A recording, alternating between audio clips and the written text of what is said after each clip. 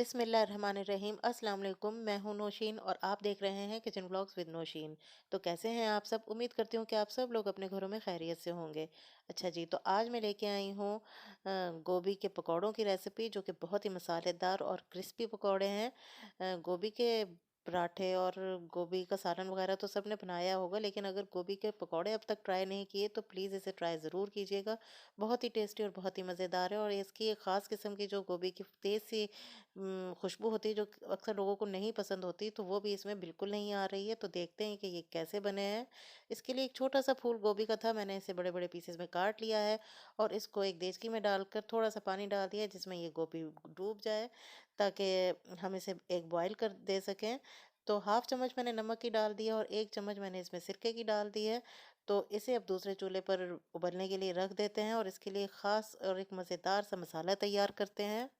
अच्छा जी, गरम पैन में 1 चम्मच मैंने सौंफ डाल दिया है और 1 चम्मच ज़ीरा, 1 चम्मच सूखा धनिया साबुत और 1 चम्मच काली मिर्च और 2 लौंग और 1/4 टीस्पून इसमें मैंने अजवाइन डाली है। इन सब की क्वांटिटी आपको स्क्रीन पर शो हो रही है। और इसको आप ड्राई रोस्ट करेंगे, बिल्कुल लो मैंने फ्लेम कर दी है इस वक़्त, और इसे थोड़ा-सा इतना 2-3 मिनट भूनेंगे कि ये अच्छी तरह से ब्राउन हो जाए और इसमें से खुशबू आने लग जाए। और अब इसे प्लेट में निकाल कर ठंडा कर लेंगे और बाद में इसे हम कूटेंगे। तो अब अपनी गोभी को देख लेते हैं। गोभी को सिर्फ मैंने जब उबाल शुरू हुआ है तो सिर्फ 1 मिनट इसे उबाला है और इसमें ये हाफ कुक हो गई है। तो देखें कितनी खूबसूरत लग रही है ये उबली हुई गोभी भी। अच्छा, मसाले को ठंडा करने के बाद हम इसे कूट लेंगे। इसे फाइन पाउडर नहीं बनाना है, बस दरदरा सा इसे कूटना है। तो इससे बड़ी अच्छी सी खुशबू आती है। और अब इसे एक बाउल में लेंगे हम।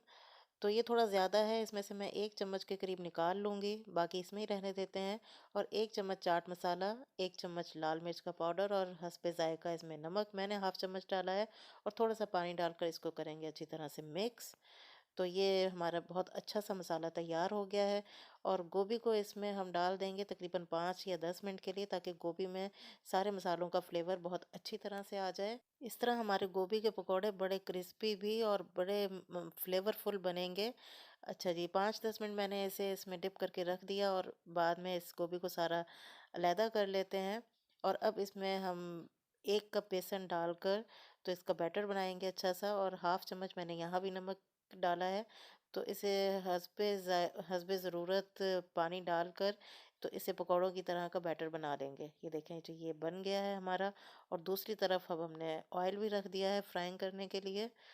तो ये देखें, इसकी इस तरह की कंसिस्टेंसी होनी चाहिए। तो ऑयल यहाँ पर हमारा गर्म हो गया है। अच्छा, मैं यहाँ पकौड़े डीप फ्राई नहीं कर रही हूँ, मैं ज़रा कम ऑयल में पकौड़े तल रही हूँ। अच्छा, ऑयल गर्म हो गया है तो मैंने 1 चम्मच ऑयल निकाल के इस बेसन में भी मिक्स कर दिया है।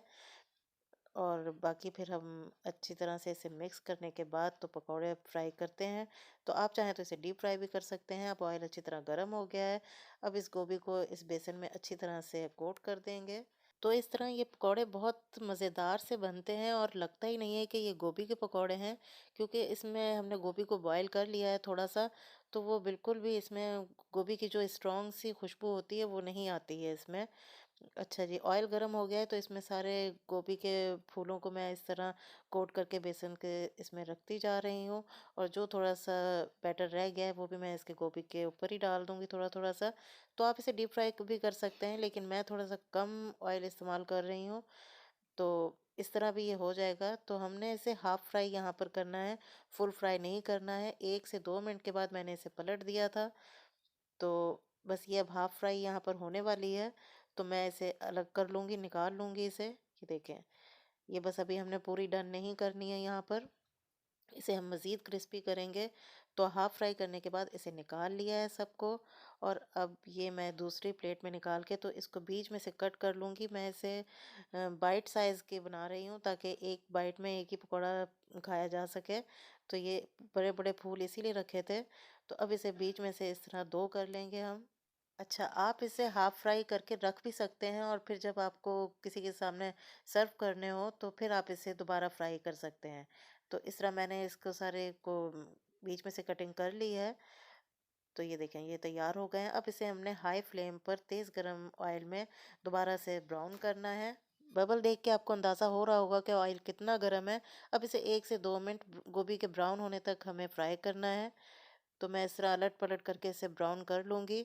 तो ये हमारे बहुत ही मज़ेदार से क्रिस्पी से मसालेदार गोभी के पकौड़े तैयार हो गए हैं। तो ये देखिए जी, इसे कर लेते हैं डिश आउट। और अब बाकी के पकौड़े भी मैं इसके बाद डालकर उसे भी ब्राउन कर लूँगी। तो देखिए जी, ये तैयार हो गए हैं।